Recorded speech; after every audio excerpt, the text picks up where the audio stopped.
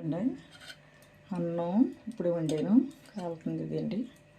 అన్నం అయితే పెరుగు తాలింపు పెడుతున్నానండి. పెరిగేసి పెరుగన్నం తాలింపు పెడతాను అన్నమాట అండి. పెరిగేస్తాను చూడండి ఎంత పడుతుందో మరి. అయితే పొద్దున్నే వండేసారండి, 3 అవుతుందండి. ఇప్పుడు తెల్లరగట్ల 3:30 ఎంత అవుతుంది.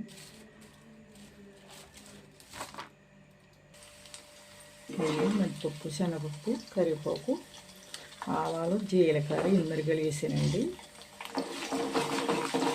తాలింపుకి. మీరు ఎలా పెడతారో తెలియదు నాకు, నేనైతే ఎలా పెడతాను. పూర్తి కట్టేసండి, కరివేపాకు అన్నీ వేసానండి. ఇంకా ఇందులో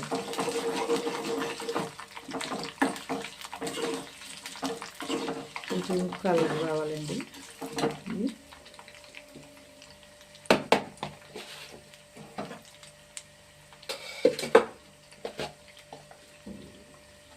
వేగుతున్నాయి కదండి, వేగినప్పుడు చిట్టుకుడు పసుపు వేసుకోవాలి. యాంటీ అండి, మొగోళ్ళు తింటారు కదా పిల్లలు. పసుపు వేసుకుంటే లైట్గా అండి, పెద్ద కాదండి, ఎక్కువ పెట్టలేదు, లైట్గా వేస్తున్నాను. పెరిగన్నంలో పసుపు వేసుకుంటారు, కొద్దిగా వేసుకోవాలి చిట్టుకుడు, అంటే మొగోళ్ళు తినేది కదా, అంతే గురించి. కిందిగా వేగుతున్నాయి.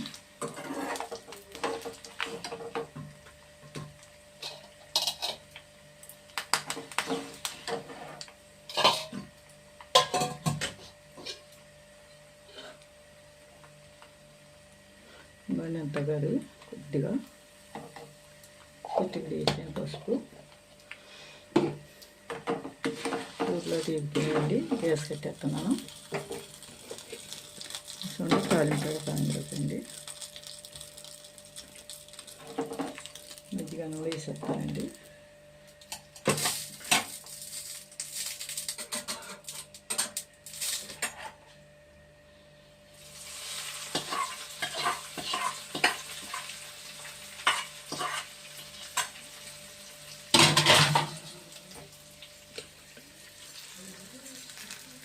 అదండి పెరుగన్నం తాలింపు పెట్టానండి.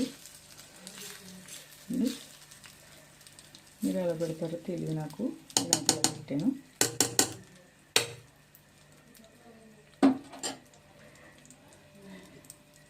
అంటే హైదరాబాద్ వెళ్తున్నామండి పిల్లలతోటి, అందుకని ఇప్పుడు మధ్యాహ్నం తినటానికి ఇది.